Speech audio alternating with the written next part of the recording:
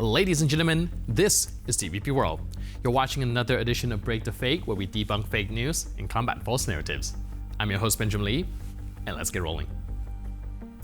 Now, Vladimir Putin has just dropped another delusion bomb. Apologies from Western brands will not be enough to return to the Russian market. Yep, Vlad now claims that Russia is drowning in hundreds and thousands of homegrown brands, allegedly better than those whiny Western imports. So if Apple sends tulips and IKEA sobs at the border, it won't matter. Russia, the land of borscht and bootleg iPhones, already has it all. Or, whatever sort of knockoff count as having it all. Вот Алексей сказал, надо, чтобы они, кто-то там в ВСУ деньги перечислял, надо, чтобы они извинились. Нет. Нет. Вот этого точно недостаточно. И мы не должны... Они сейчас извиняются. Послушайте, я десятилетиями за многими общался. Я к многим представителям бизнеса в той же Европе, в Штатах, я их очень уважаю. Они очень серьезные люди, грамотные, прагматичные, считать умеют все, умеют добиваться своих целей. Они реальные конкуренты, мощные. Они извинятся, скажут, вы извинитесь, завтра извинятся. Если им нужно вернуться на наш рынок, что угодно, идут и расцелуют тебя в уста.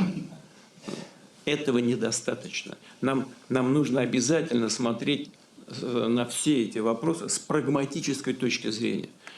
Послушайте меня, выгодно нам, чтобы та или иная компания пришла, значит, ее надо пускать. Вы знаете, по-простому скажем, по-народному. Невыгодно, надо найти 1000 причин, почему ее здесь не должно быть, той или иной компании. И среди этих 1000 причин, значит, 999 будет точно соответствовать требованиям ВТО, уверяю вас. Да. А по одной будем спорить в судах. Лет 15, как минимум. Now, apparently, the Kremlin imagines a global stampede. CEOs in sackcloths, hats in hand, begging to re-enter the holy market of Russia. Like Zara's out there writing love letters in Cyrillic, and Danone's outside Moscow with a boombox playing Tchaikovsky. But are they? A quick reality check. After Russia launched its full-scale invasion in 2022, almost 500 international companies noped all the way out of there. According to the KSE Institute, those companies are making 105 billion a year in Russia and paying 6 billion in taxes, basically a third of all foreign businesses. We're talking about FedEx, Carlsberg, Hugo Boss, Danone, Ferrari, IKEA, the entire Inditex gang. Zara, Bershka, Massimo Dutti. So no, Putin, you need them more than they need you. But don't worry, Russia has a plan. A fortress economy. Think more medieval castle, less tech hub. So instead of walls, there's plywood. Instead of plumbing, a tunnel of ration tubes. And instead of windows, wallpaper with a scenic view of the Red Square. Who needs Western brands when you can make everything yourself while locked inside the fortress? Now let's give Russia the benefit of the doubt, shall we? Maybe they really did manage to replace all those international brands. I mean, we don't live there, so let's ask the experts. Actual Russians, roll the tape. Скажите, а получится ли когда-нибудь там вот в будущем от всего отказаться и все делать самим? Это вряд ли. Это как в Северной Корее, что ли. Никому не выгодно производить, например, те же транзисторы, микросхемы. Делают, например, Гонконг и Тайвань. Американцы даже у них закупают. Что они не могли бы у себя наладить? Просто это нерентабельно, невыгодно им, вот и все. Ни одна страна в мире не отказывается от импортных продукций. Мы не должны. Не вижу. Не можем мы производить все сами. Не можем. Вот как-то в машины мы не особо верим, да?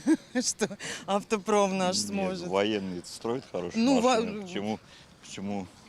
Да, военные у нас вроде как лучше, да, все. То, наверное, даже у них свои какие-то утвержденные технологии, да, которые мы, наверное, не сможем полностью заменить. То есть сделать что-то похожее. Ну, как это говорится, аналоги, да, но они же все равно останутся аналогом. А не именно то, что создано изначально.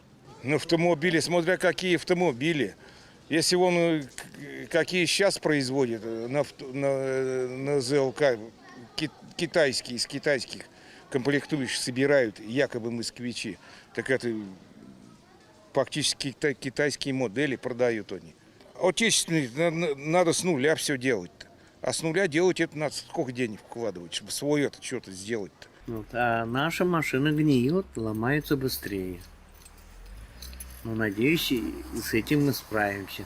Когда будет все отечественное, все свое, для себя будем делать, ну, наверное, все будет качественно и будет лучше. Ну как, кофе куда? У нас если не растет, как ты заменишь?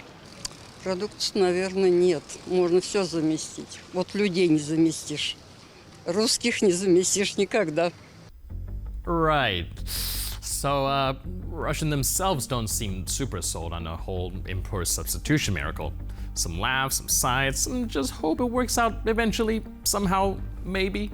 It's less of a we believe in Russia and more of a we've given up and we're too scared to say it out loud, which is less of a strategy and more of a national group therapy session where no one's allowed to speak. Now, as part of Russia's war criminal but make it academic initiative, the Kremlin just made Igor Yurgin the head of education policy at the Ministry of Education.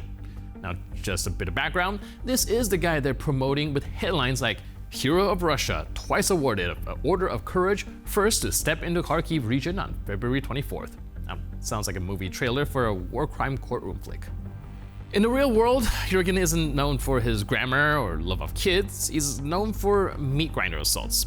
Literally, he sent prisoners to die in waves during the occupation of Luhansk, and when they died, he refused to retrieve their bodies. So yeah, great choice for shaping young minds. Apparently, Russia's idea of education now involves less critical thinking and more critical wounding. Forget STEM. What kids really need, according to the Kremlin, is discipline, blind fanaticism, and curriculum soaked in blood and barbed wire. And this isn't just a weird one-off. Russia is parading Yurgin's success story on loop because when your national narrative is built on aggression, you don't want Nobel laureates in your schools. You want glorified thugs with medals.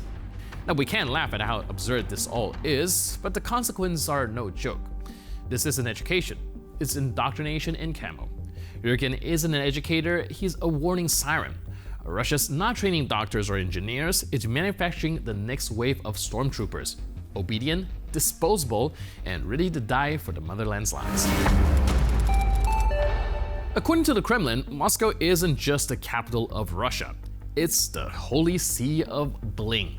A place where faith and real estate shake hands in a VIP section. Because in today's Russia, if you want to prove your devotion, forget prayers. The true path to salvation lies through a luxury condo downtown, preferably with heated floors and a view of the Kremlin. Что можно подарить батюшке? Ну, классическая яхта, Мерседес и квартира на Тверской. А дальше там можете... Там дальше по возможности. Да, там просто уменьшаете по мере своих сил. Ну, просто... Да. Я вам ориентир дал. Люди интересуются. Ведь любой спортсмен должен знать олимпийские нормативы. Даже школьник. Правда, не знаешь, что школьник должен 10 минут, за 10 секунд пробежать 100-метровку? 10 минут вполне нормально. Интересуются люди, например, то есть происходит, священник совершает таинство, там, крещение, еще что-то. И вопрос, как благодарить священника. Всегда, говорит, неловкая ситуация в этот момент. Вот, с одной стороны, нас половина людей проклинают, что мы сценники в храмах, а другая половина проклинает за то, что их нету, потому что непонятно, сколько теперь давать. Как цитируют, как отблагодарить батюшку, чтобы не обидеть. Я всегда это радует, так внутренне улыбаюсь, когда дают неровную сумму. То, когда понятно, что, допустим, условно говоря, так 100 рублей мало, а 200 много. Вот 150 держи, да. И человек внутри торговался. Это всегда видно, когда сумма неровная. See, who says serving God means living modestly? In Russia, divine service comes with amenities. A priest isn't truly blessed unless his icon corner faces garden ring, his incense wafts over Italian marble, and his confessions echo through triple glazed soundproof windows. Meanwhile, the average churchgoer is choosing between bread and beeswax candle, while Father Rolex fills up his SUV with 98-octane grace. But hey, maybe this is how miracles work in the Russian Orthodox ecosystem, to each according to his holiness, and for the clergy, according to the square footage of their faith. And with that, we conclude this edition of Break the Fake. But for more news, update, and commentary, please stay tuned to TVP World.